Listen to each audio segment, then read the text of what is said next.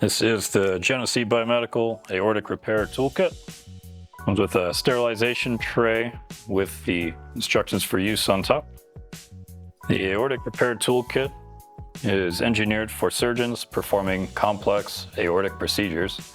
The toolkit provides accurate, repeatable measurements of the aortic valve and annulus.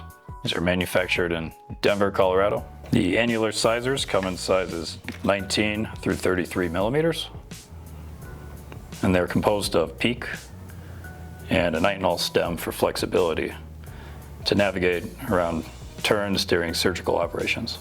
These are reusable products that can be reprocessed and steam sterilized between uses. These are machined and they are press fit onto the stem ends.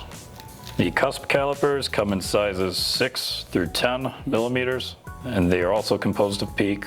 Cusp calipers are used to measure the aortic cusps, sliding in the end here, measuring the height. And they include a 40 millimeter ruler on the end. The stems used to be a stainless steel rod where it was inflexible, and a design change occurred where the stem was turned to nitinol. Genesee's Aortic Valve Repair Toolkit.